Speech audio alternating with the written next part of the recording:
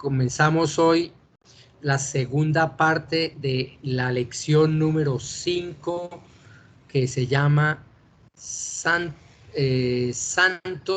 no sanos o santos no sanados, porque habíamos explicado la semana pasada cómo no solo necesitamos ser aceptados o aceptarnos a nosotros mismos, sino principalmente necesitamos ser aceptados por Dios. Y Dios en su palabra da unos estándares de santidad que absolutamente ningún ser humano ha podido ni podrá cumplir. El único es nuestro Señor Jesucristo.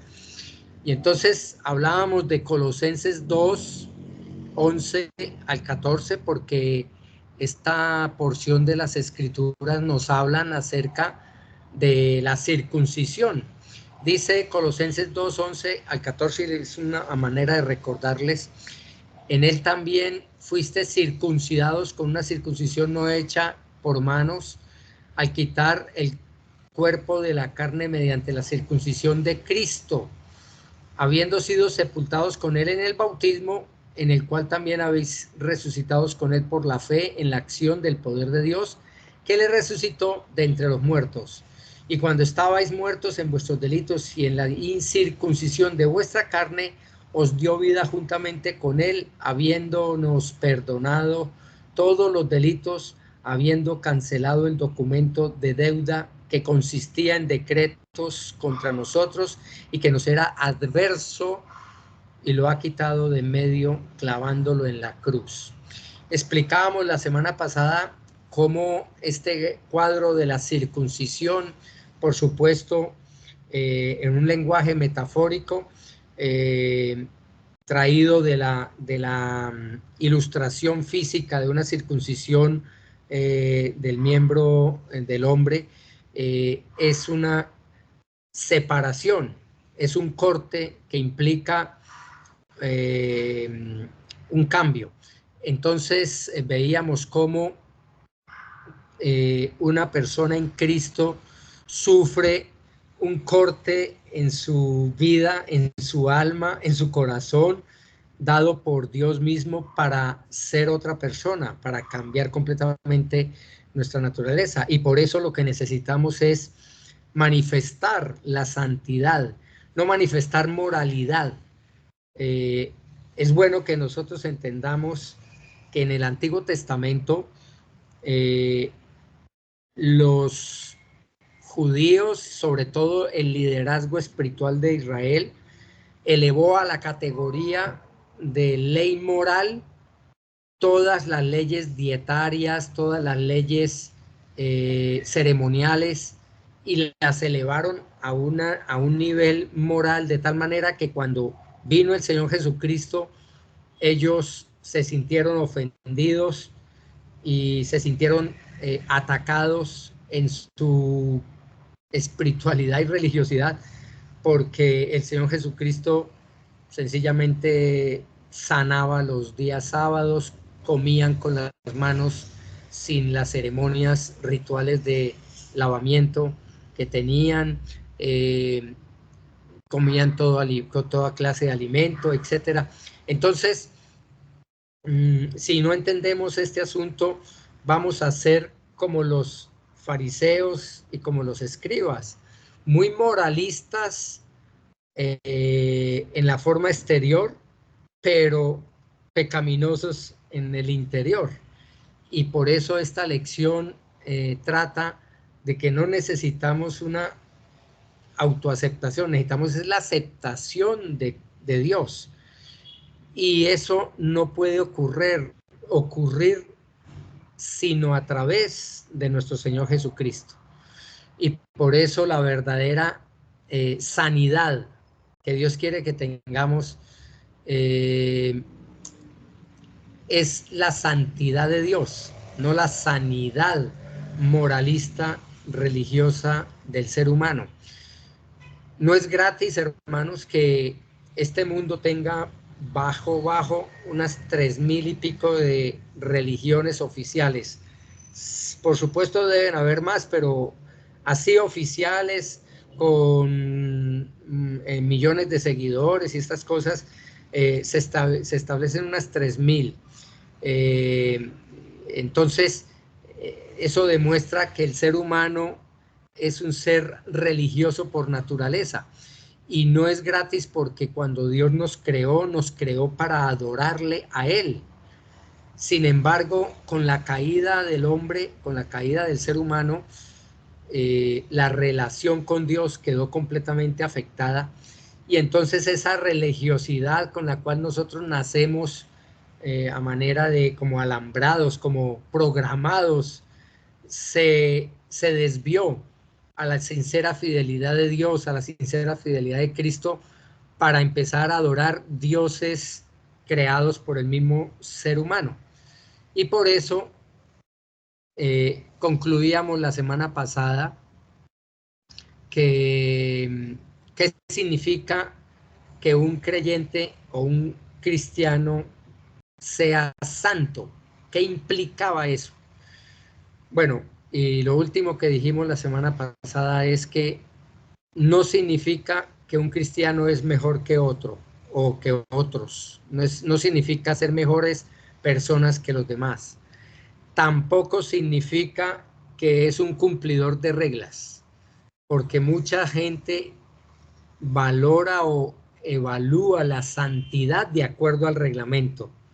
Entonces, si esa persona hace esto o hace aquello, entonces esa persona está en santidad.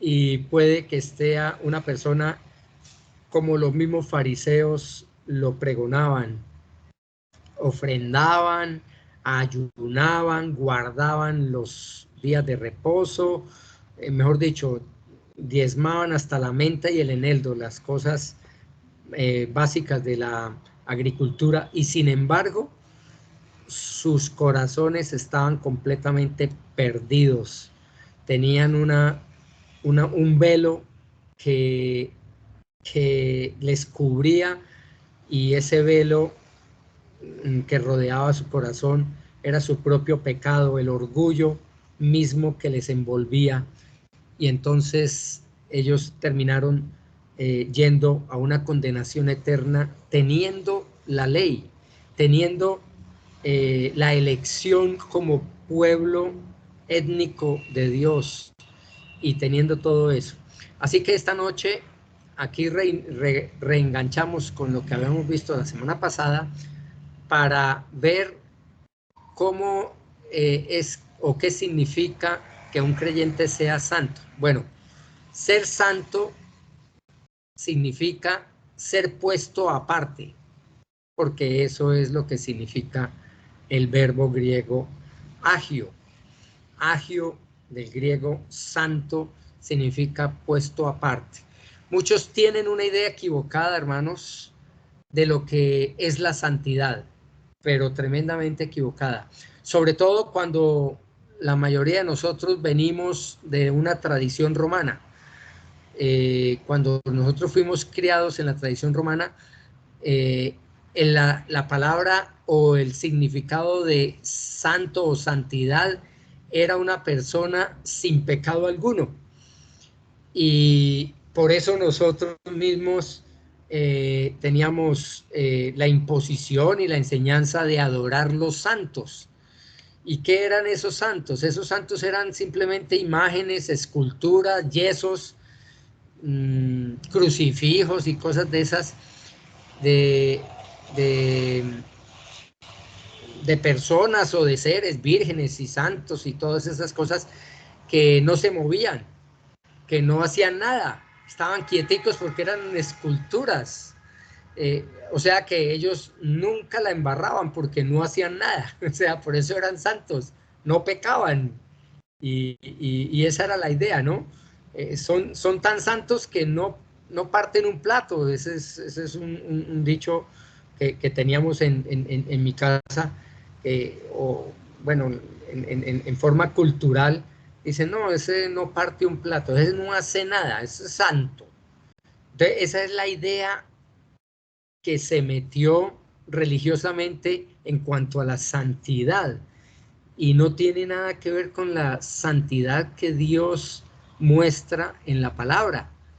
O sea que no es que nosotros no podamos hacer nada, no es que no tropecemos y la embarremos, no es que no caigamos, no, no, no, no, no.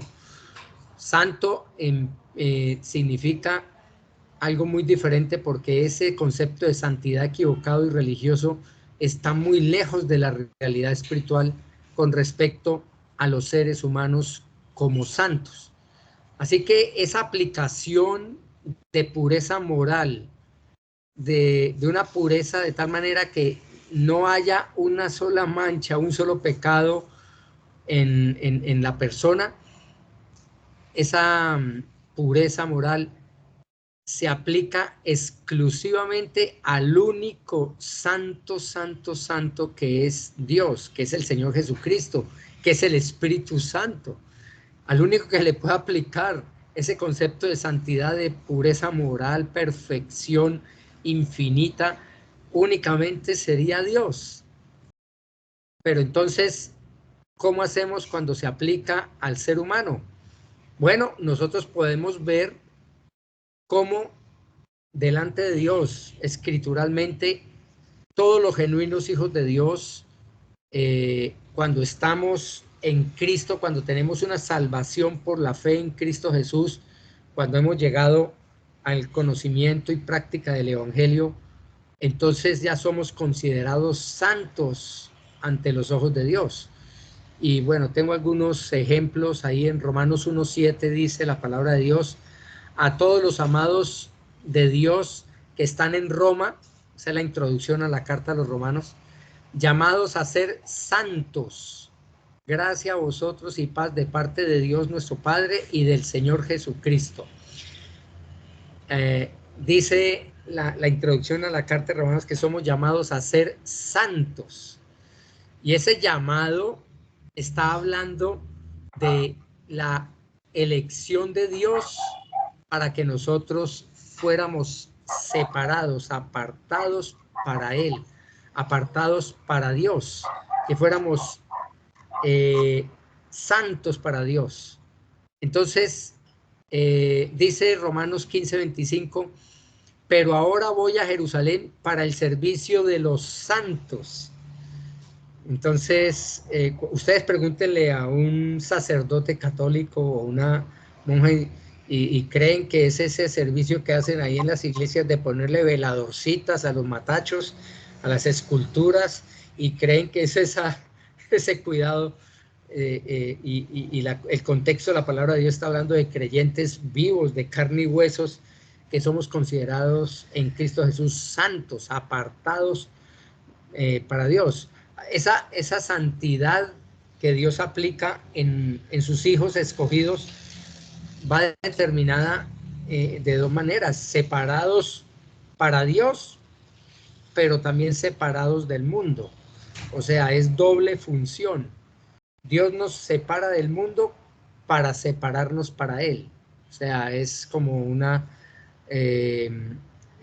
doble aplicación ahí, esa santidad. Primera de Corintios 14:33 dice lo siguiente: porque Dios no es un Dios de confusión, sino de paz, como en todas las iglesias de los santos, como en todas las iglesias de los santos. Así que Dios dice, ¿quiénes son esos santos? Son los miembros, los creyentes, los que pertenecen a todas esas iglesias creyentes, cristianas, bíblicas, los salvos en la fe, quienes están en esa separación, quienes están llamados por Dios a ser separados para Él. Así que, siendo pecadores nosotros, teniendo conciencia de nuestro pecado, somos santos ante los ojos de Dios. No por nosotros, hermanos, porque muchas veces en el arminianismo normal, en el dispensacionalismo y todas estas vertientes o corrientes donde se estipula la conversión en Cristo Jesús por la fe, por la gracia, por medio de la fe. Entonces ellos creen, o muchos de esos hermanos creen, que nosotros ganamos esa santidad. Dios nos salva por gracia, pero nosotros nos sostenemos por obras. Entonces eso se convierte en un legalismo, eso se convierte en un arminianismo, eso se convierte en una teología de la recompensa o del desempeño. Y eso es algo absolutamente antibíblico. Ni ustedes, ni yo, ni ningún ser humano puede ser santo por sí mismo. Tenemos que recibir la santidad de Dios. Por eso el Espíritu Santo nos sella para ser apartados para Dios y santificarnos. Santificarnos apartándonos para Dios y apartándonos del mundo, como ya les expliqué. Así que es por el Señor Jesucristo, es por el Espíritu Santo, es por Dios que somos santos. Y bueno, si ustedes recuerdan lo que estamos viendo los domingos acerca del Padre Nuestro, lo segundo que enseñó nuestro Señor Jesucristo a sus discípulos fue ese propósito que tenía de enseñarnos la oración modelo, que era la glorificación. Después de la adoración sigue la glorificación. Y la glorificación está cuando nosotros tenemos la información de Padre nuestro que está en los cielos, santificado sea tu nombre.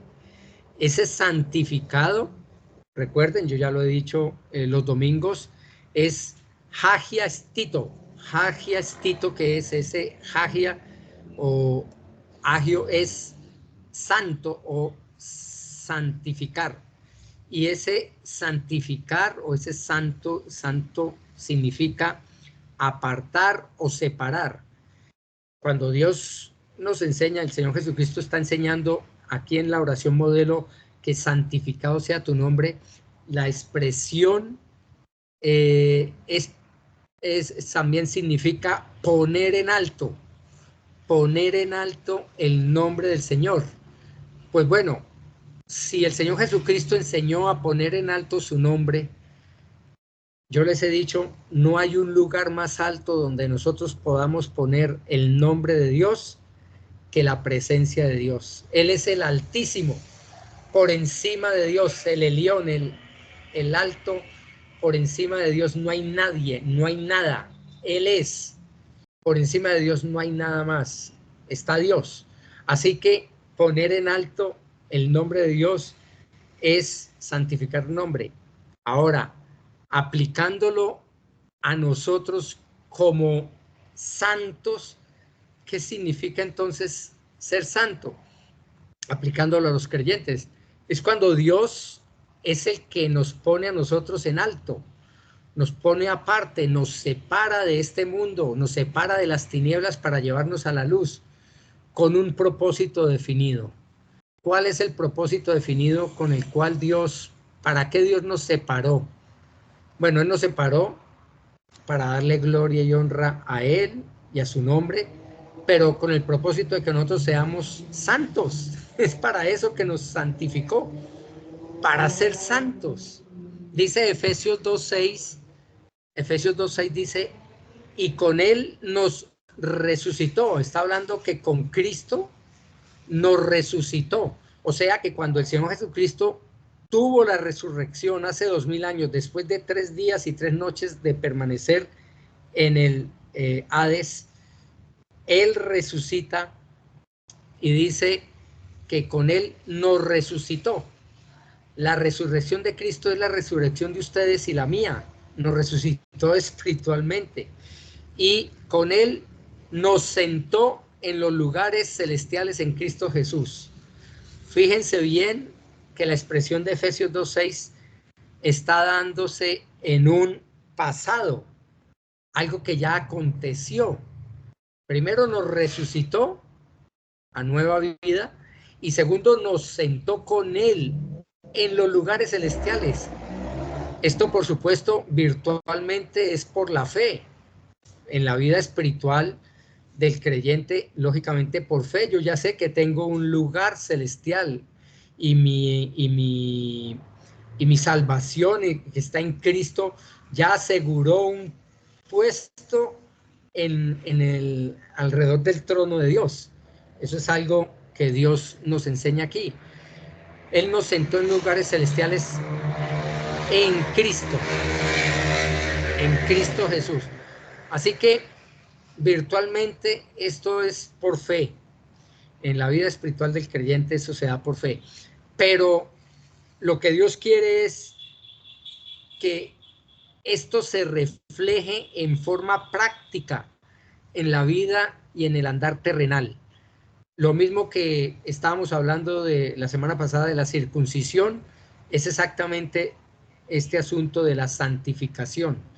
Nosotros ya somos santos y estamos puestos por Dios mismo en su trono, en su presencia, a través de Cristo Jesús. En Cristo Jesús ya estamos en su presencia de una forma santificada, pero esa santidad se debe reflejar en nuestra vida y en nuestro andar terrenal.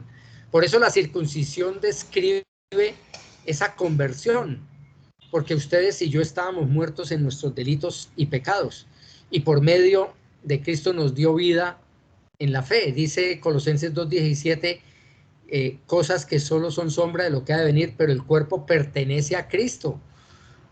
El asunto de los judíos cuando guardaban las lunas de reposo, las fiestas nuevas, el alimento, todas esas cosas, toda esa ritología, eso era sombra de lo que había de venir. Lo que importaba era el cuerpo de Cristo, la iglesia, porque esos salvos del Antiguo Testamento hacen parte de la iglesia de Cristo, del pueblo escogido de Dios.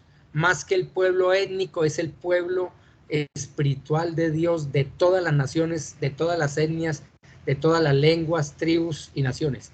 Así que la circuncisión física fue también solo sombra de la verdadera circuncisión espiritual. Ustedes lo pueden leer. Leamos ahí Romanos 2:29. Dice Romanos 2:29. Dice la palabra de Dios, sino que es judío el que lo es interiormente, y la circuncisión es la del corazón, por el espíritu, no por la letra, la alabanza del cual no procede de los hombres, sino de Dios. Y Efesios 2:1-6 dice lo siguiente, Él os dio vida a vosotros cuando estabais muertos en vuestros delitos y pecados, en los cuales anduvisteis en otro tiempo, según la corriente de este mundo, conforme al príncipe de la potestad del aire, el espíritu que ahora opera en los hijos de desobediencia, entre los cuales también todos nosotros en otro tiempo vivíamos en las pasiones de nuestra carne, satisfaciendo los deseos de la carne y de la mente, y éramos por naturaleza hijos de ira, lo mismo que los demás. Pero Dios, que es rico en misericordia, por causa del gran amor con que nos amó, aun cuando estábamos muertos en nuestros delitos, nos dio vida juntamente con Cristo. Por gracia habéis sido salvados, y con Él nos resucitó y con Él nos sentó en los lugares celestiales en Cristo Jesús. Si nos damos cuenta, hermanos, ustedes y yo experimentamos esa circuncisión espiritual. La circuncisión espiritual que nos separa es a través de un cuchillo, bueno, aquí en este caso es la espada, que penetra el corazón, como Hebreos 4:12 dice, que la palabra de Dios es cortante, más cortante que toda espada de dos filos, y penetra hasta partir el alma y el espíritu y los tuétanos y todo eso.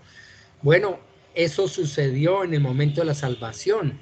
Fuimos circuncidados en el corazón, por supuesto, un lenguaje metafórico de lo que significaba la circuncisión física del Antiguo Testamento, que era como señal del pacto. Ahora nosotros no tenemos una circuncisión física que obligados a tener, Ahora necesitamos es la circuncisión espiritual del corazón a través de las promesas y verdades, cuando el Espíritu Santo nos corta y parte en dos, nos separa antes de Cristo y después de Cristo. Eso es lo que hace la diferencia. Antes, como seres humanos, vivíamos en nuestros delitos y pecados y no nos importaba, hasta los celebrábamos y nos burlábamos y hacíamos hasta chistes eh, jocosos y a veces hasta vulgares del mismo Señor Jesucristo y todas estas cosas cuando nos burlábamos de esos chistes. Y resulta que ahora nuestra vida fue partida en dos, antes de Cristo, y ahora somos santos, apartados para Dios. Por eso, si nuestra vida no ha tenido cambios sustanciales, probablemente no hemos experimentado la conversión genuina. Ahora, en el Antiguo Testamento dice ahí la lección que les mandé. En el Antiguo Testamento Dios pone aparte a Abraham y a sus descendientes para tener una relación personal con él por razón del pacto, dándoles la señal de la circuncisión, lo que les estaba diciendo. Génesis 17:11 dice: seréis circuncidados en la carne de vuestro prepucio, y esto será la señal de mi pacto con vosotros. O sea, Dios hace un pacto, pero pone una señal visible, un pacto virtual, un pacto de palabra, un pacto hablado, pero que tiene una señal visible física, palpable. O sea que ese pacto lo podemos nosotros entender cuando somos salvos en el nuevo pacto en Cristo Jesús, por gracia, por medio de la fe. ¿Cuál va a ser esa señal lógica de todo verdadero creyente? Pues por supuesto esa santidad. Somos sellados por el Espíritu Santo, pues una de las manifestaciones claras. Hay gente que dice que la señal de este pacto es el bautismo, y bueno, lo podemos tomar como una representación gráfica en nuestra vida de lo que Cristo hizo en nuestro corazón, la salvación a través de la muerte, sepultura y resurrección. Pero ¿cómo se va a reflejar que una persona de verdad ha sido cobijada por la gracia y la misericordia de Dios para ser una persona convertida? Pues a través de la santidad empezamos a vivir esa santidad, porque el Espíritu Santo empieza a vivir en nuestro corazón.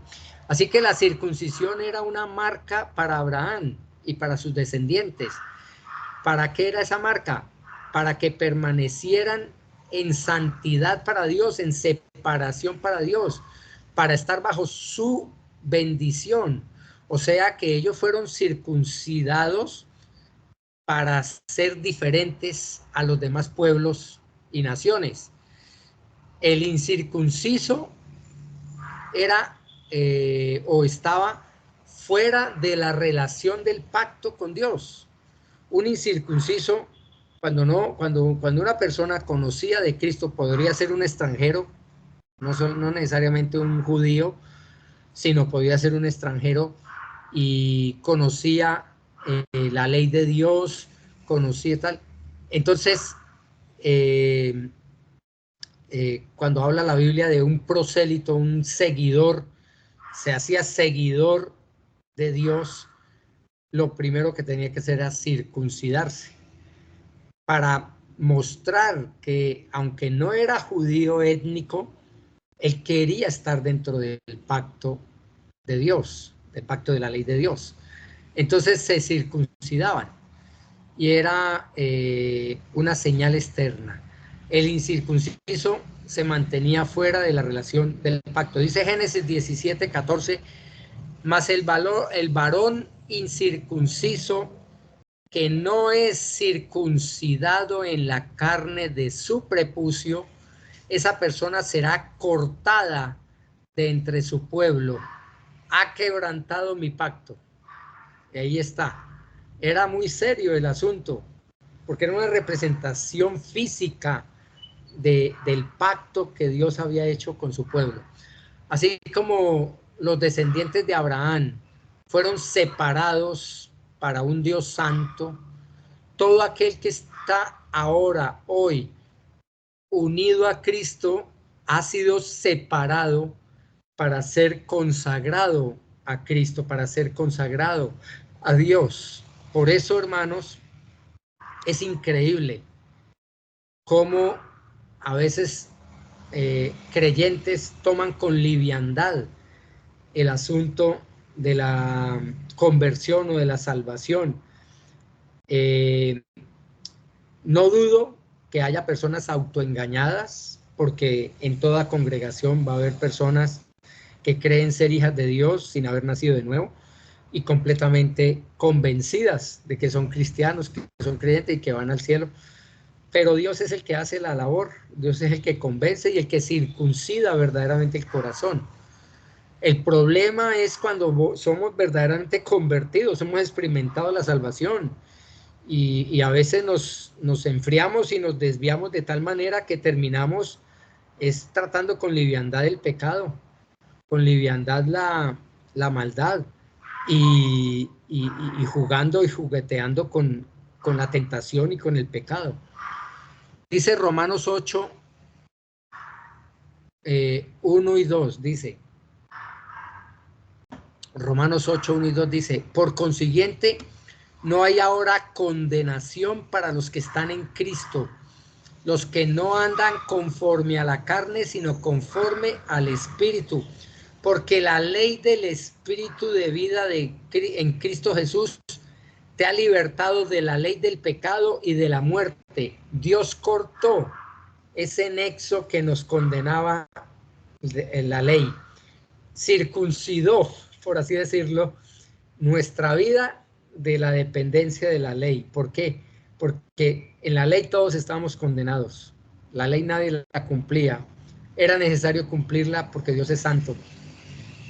Sin embargo, Dios nos aparta y ahora nos pone en Cristo Jesús, en el fundamento, en el camino, y esa santidad del Espíritu Santo en el cual nos bautiza, empieza a mostrar una diferencia con los demás. Dice Romanos 8, 9 al 11, sin embargo vosotros no estáis en la carne, sino en el Espíritu, si en verdad el Espíritu de Dios habita en vosotros. Pero si alguno no tiene el Espíritu de Cristo, el Espíritu Santo de Cristo, el tal no es de él. Y si Cristo está en vosotros, aunque el cuerpo esté muerto a causa del pecado, sin embargo el Espíritu está vivo a causa de la justicia. Pero si el Espíritu de aquel que resucitó a Jesús de entre los muertos habita en vosotros, el Espíritu Santo, el sello, el mismo que resucitó a Cristo Jesús de entre los muertos, también dará vida a vuestros cuerpos mortales por medio de su Espíritu que habita en vosotros. Este asunto de la santidad, hermanos, mucha gente lucha, reconoce su debilidad, reconoce su pecado favorito. Somos conscientes, hermanos, que mientras vivamos en este cuerpo de carne, como dice Romanos 7, estamos vendidos al pecado, porque la carne pertenece a esta esfera está caída, por eso nuestra carne también este cuerpo pertenece a la esfera caída de esta creación que fue afectada con el pecado. Y por eso nosotros luchamos y tenemos esa guerra con la naturaleza antigua contra la naturaleza nueva, la naturaleza en Cristo. Y tendremos que luchar hasta que venga el Señor. Por eso santos jamás significará una persona sin mancha, sin pecado. Ahora, procuremos pecar menos, claro. Este proceso de santificación progresivo. Recuerden que la santidad se da en 3 fases.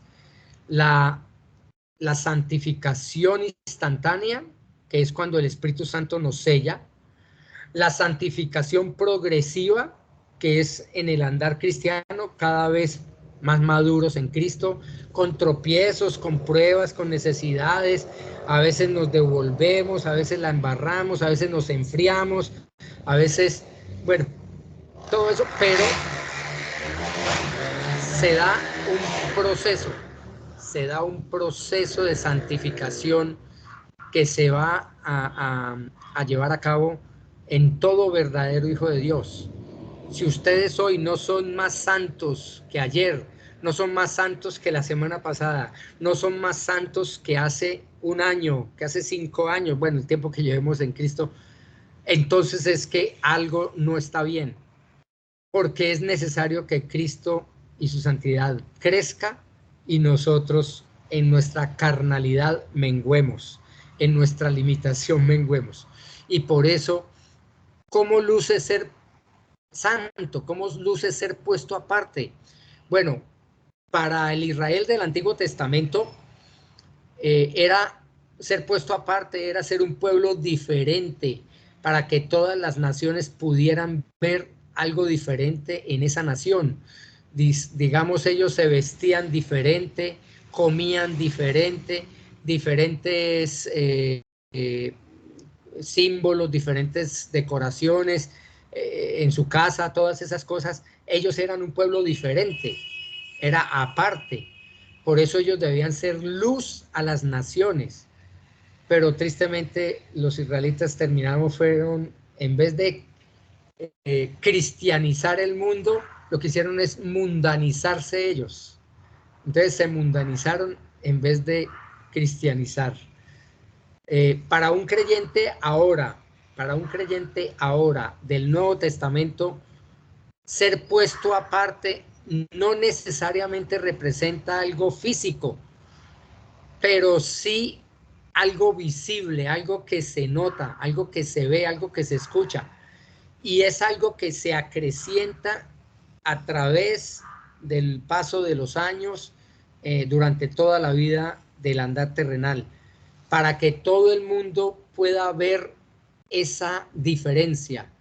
¿Por qué esta persona sí saluda? ¿Por qué vuelve a saludar así no le hayan contestado la primera, segunda, tercera vez? ¿Por qué sigue saludando? ¿Por qué es tan amable? ¿Por qué no piensa en primera persona? ¿Por qué ayuda a los demás? ¿Por qué ama sinceramente? ¿Por qué respeta las leyes del tránsito? ¿Por qué? Etcétera, etcétera. Entonces, van a ver esa santificación en nosotros. Por supuesto, la mejor manera para que la gente vea que somos diferentes es predicarles el Evangelio. Esa es la forma más clara de cómo ellos van a ver que somos diferentes. Porque el Evangelio en sí es la aplicación de la santidad de Dios en los convertidos. Y por eso la única, o la mejor, no la única, la mejor forma de nosotros manifestar un verdadero amor por nuestra familia, los amigos, seres queridos, vecinos, conocidos, todo eso es predicarles el Evangelio.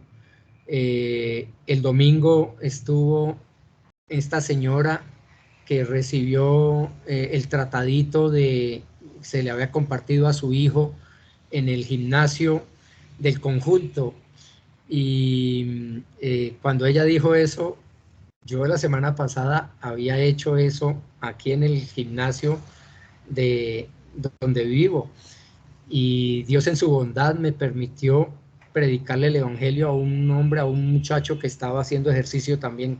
Yo llegué a hacer ahí los ejercicios básicos, no es nada del otro mundo, pero para mantenerse uno medio en forma. Y resultó ser esa persona. Yo le prediqué el Evangelio a ese muchacho, le di las instrucciones, le di el tratado, y la que fue a la iglesia fue la mamá. Gracias a Dios. Todavía no la hemos visitado, por favor, ayúdenme a orar por ella. Se llama Inés, doña Inés, y es parte de la forma como nosotros vamos a mostrar que somos diferentes.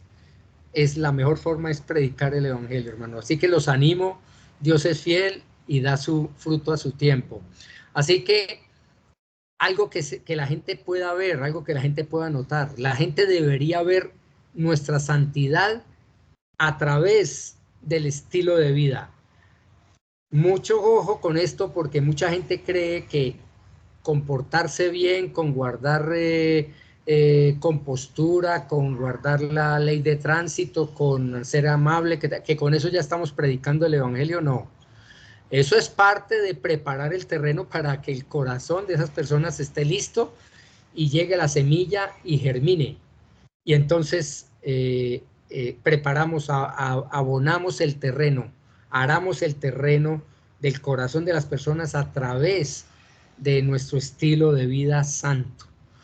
Ahora, dice Colosenses 3, 1 y 2, si habéis pues resucitado con Cristo, buscad las cosas de arriba donde está Cristo sentado a la diestra de Dios.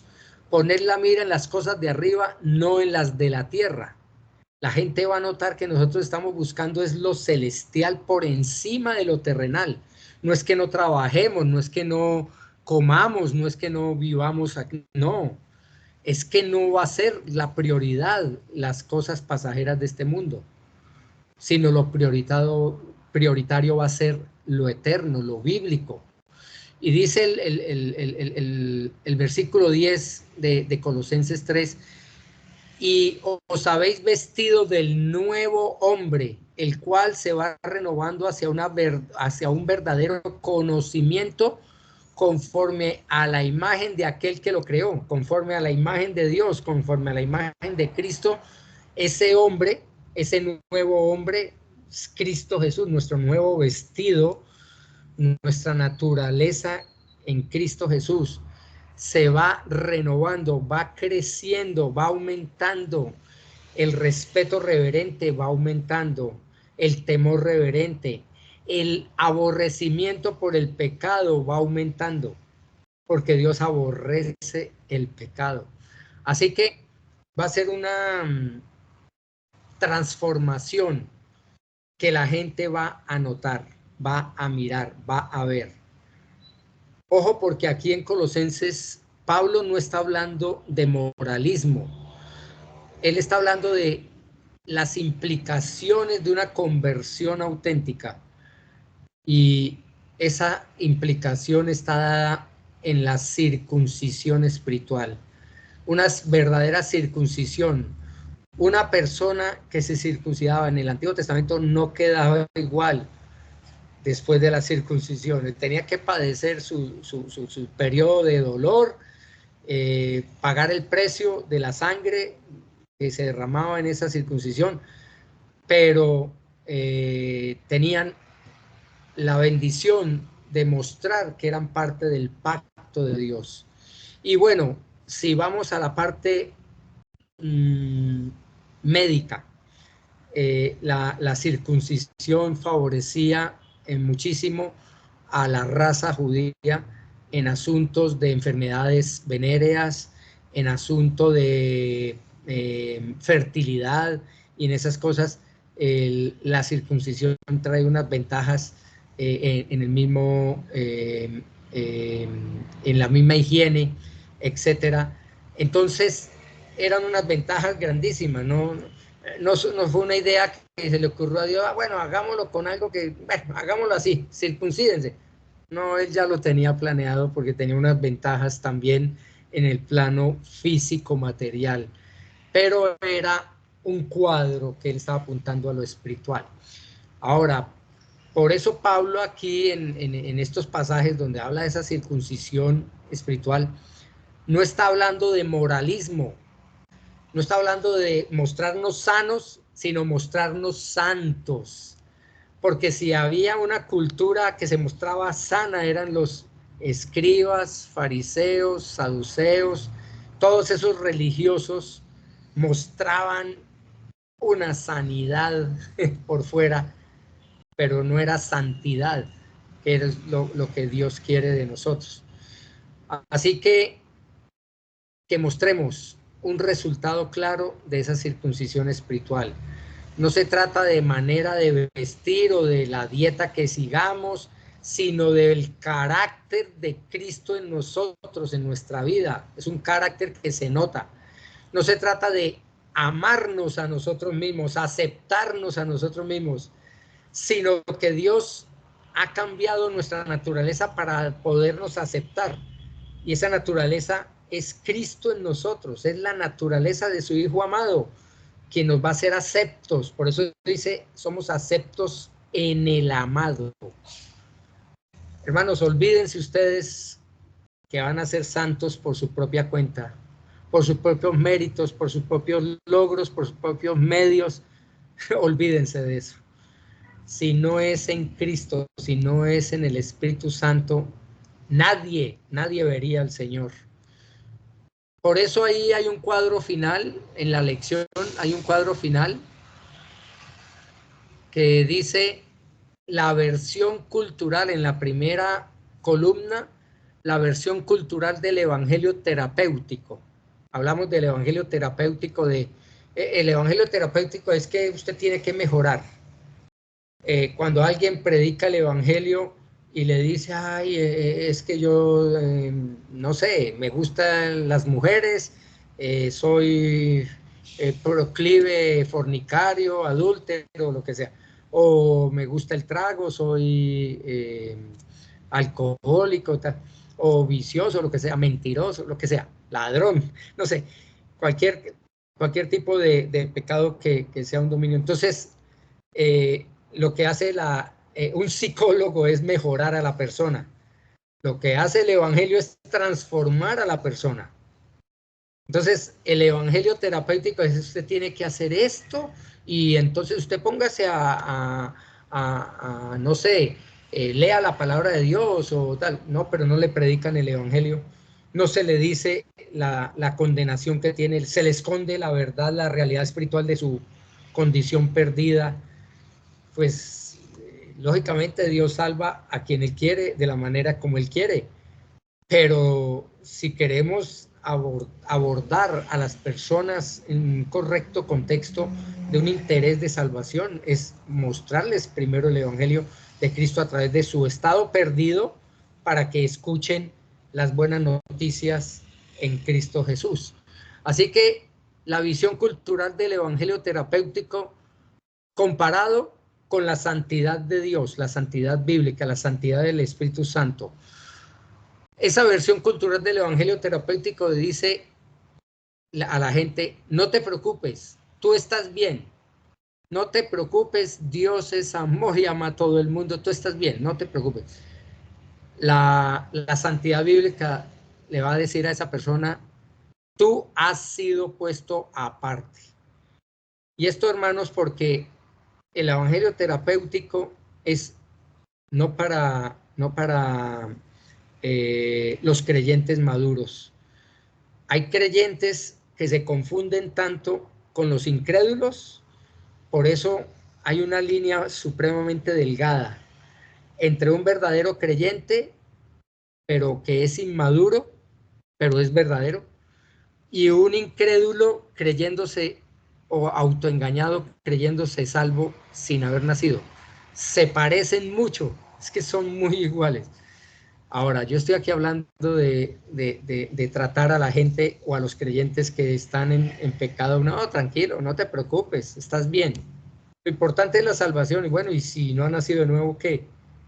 Llega el día del juicio y se perdió eternamente por confiar en algo que no tenía un asidero escritural. Fuera de eso, el evangelio terapéutico dice, ámate a ti mismo y conserva tu pecado. O sea, tranquilo, Dios es perdonador, Dios ya te amó, ya te salvó, y la persona sigue con el pecado favorito, está en fornicación, leyendo la Biblia, predicando la Biblia, aprendiendo la Biblia, escuchando la Biblia, todas esas cosas, pero no pasa nada. No, ya Dios me ama tanto. Esta mañana con horror veíamos con mi esposa un video de una, entre comillas, pastora presbiteriana presentando con un orgullo a su hijo trans. Eso es otro caso de lo que habíamos hablado la otra vez de una pareja. Esta vez fue la mamá. Y horrible, qué cosa tan terrible, engañados hasta el tuétano. Y con gran orgullo. O sea, se supone en iglesias cristianas y unas multitudes, hermano, enormes. Increíble, increíble lo que decía el comentario, creo que era Juan Manuel Vaz. No, creo que era Willy Graham, que decía que si tenemos una iglesia de sana doctrina donde se predica la palabra de Dios, hermanos, démosle gracias a Dios, porque cada día van a escasear más, cada día van a ser más escasas las iglesias de sana doctrina en cuanto a no pagar el precio que se paga cuando se predica de corazón la palabra de Dios. Así que el evangelio terapéutico le dice, ámate a ti mismo y conserva tu pecado. Mientras la santidad dice, mi destino y seguridad no se identifican con el pecado, por tanto, digo no al pecado. Es a tomar decisiones radicales en nuestra vida. El evangelio terapéutico te trata de hacerme sentir bien. ¿Por qué? Porque es consolar a los hermanos que cayeron, tranquilo, todo está bien. No. En la santidad de Dios orienta nuestra vida hacia Dios. Y a medida que nos acercamos a Dios, nos acercamos al fuego consumidor. Él es fuego consumidor, Él es santo, santo, santo. Y finalmente el evangelio terapéutico te dice, la vida cristiana se trata de lo que yo, cómo me siento, yo lo que yo percibo, lo que yo soy. No. Se trata de la obra de Dios en mi vida. No se trata de mis sentimientos, emociones, sino del razonamiento bíblico. Recuerden que el Espíritu, Dios comienza toda obra a través del Espíritu. Ahí está el discernimiento espiritual, la conciencia espiritual y la comunión espiritual. Ahí es donde radica todo. La batalla está en la mente, pero el cuerpo es la manifestación de quien gana esa batalla. Dice finalmente la lección número 5, la santidad no es un mero cumplimiento de reglas o moralidad, es la libertad de una nueva naturaleza. Hermanos, esto es básicamente esta lección.